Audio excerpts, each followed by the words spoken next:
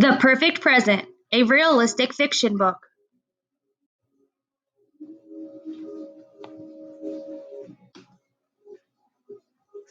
Chapter 1 The Invitation. Maggie O'Brien, what are you doing here? Maggie swung around at the sound of her name.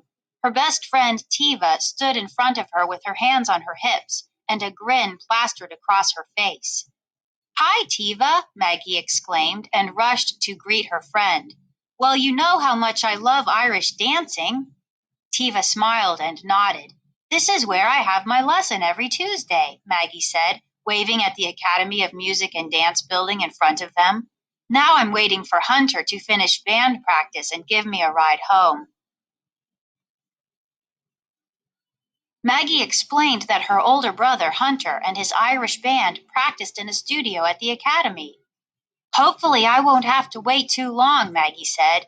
They're supposed to finish at 4:30, but they're always late. Anyway, what are you doing here? Maggie didn't think Tiva would have time for dancing. She spent most days after school playing baseball or basketball, depending on the season, of course. Tiva shrugged and explained that her mom wanted her to take ballet. She thinks it will improve my balance and coordination. Maggie shook her head. That was hard to believe. Maggie had spent lots of time playing sports with Tiva and watching her shoot hoops. She knew that her friend was already really coordinated. On the court, she was a machine.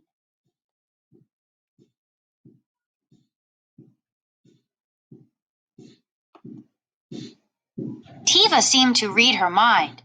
I know, she exclaimed. Try telling my mom, though. I had my first lesson today. I know you have to practice if you want to do well, but Mrs. Kent is so fussy. Tiva described how she spent most of the lesson practicing one small hand movement. I want to see you all dancing like graceful swans. Tiva mimicked Mrs. Kent, then spoke in her regular voice. Who wants to be a swan? I just want to leap around to some music that's got a beat.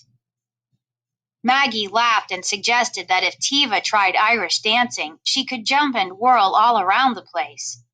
Sounds more like my kind of dancing, Tiva said wistfully. I'd love to try it one day. A car horn tooted and Tiva's mom pulled up to the curb. At the same time, Maggie heard Hunter's voice. She swung around to see him striding toward her. The friend said goodbye, and Tiva walked over to where her mom was parked. She stopped at the car door and turned back to Maggie. Oh, I just remembered, she said. I'm having my birthday party in a couple of weeks. I'll give you an invitation tomorrow. I hope you can come. She grinned and got in the car.